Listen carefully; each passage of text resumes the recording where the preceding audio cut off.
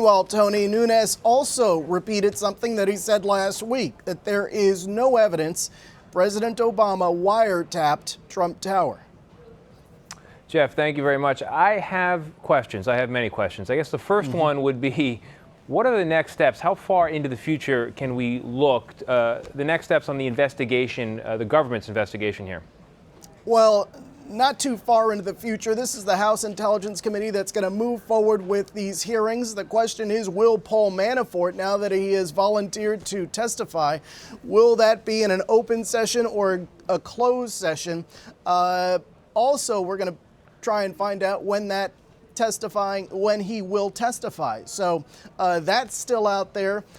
This hearing that was planned for the 28th, that included former Obama administration officials, that has been put off, and so we'll see if the former CIA director as well as the former director of the National Intelligence will testify at some point. But those hearings have been put off in exchange for this hearing that was that Nunes called for today, that would bring back Comey to testify and Michael Rogers to testify, but this time in that closed session. And the testimony itself, from a strategy point of view, what will Democrats seek to learn from Manafort's testimony? What do Republicans want to know? What should be discovered? Well, I've talked to a lot of people who think that Paul Manafort is a key player in these investigations, and so they want to hear what he has to say. And there's some Republicans who want to hear what he has to say as well about his contacts with these oligarchs who often represent the interest of Vladimir Putin. And so whether there were any direct connections with the Kremlin, specifically Vladimir Putin. So that's what members of Congress on this Intelligence Committee are going to go for. They strategize through these things, Tony. They often figure out, as you would as a prosecutor in a courtroom, what series of questions you're going to ask. And a lot of these questions they already know the answers to, but they're going to see how Paul Manafort answers those questions, and others who may come before this panel.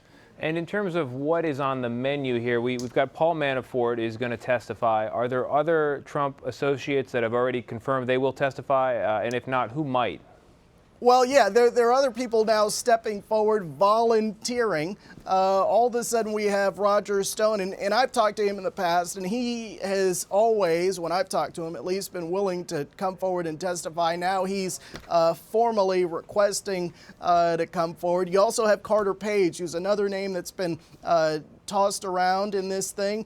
He's a former foreign policy advisor for the Trump campaign. They severed ties with him, but he is also someone who is volunteering to come forward and testify. Now, there's also a new Quinnipiac University national poll. It finds that a majority of Americans want an independent commission to investigate the Trump-Russia ties. Independent meaning out of the hands of this Congressional Intelligence Committee. Is there a chance, given this majority opinion, that we are headed for such an independent voice? Yeah, there is a chance. I mean, a couple of weeks ago, there was a growing chorus of people calling for a special counsel. Really, that was probably about 3 or 4 weeks ago.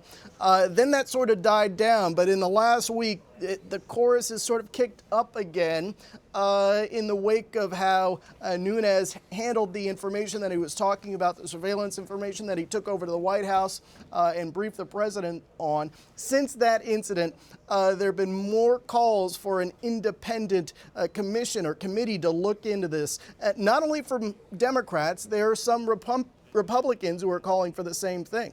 All right, Jeff Pegues in Washington. Jeff, there's so much more I need to know, I want to know, but we'll let you have a Friday night for now. Thank you very much. All right, Tony.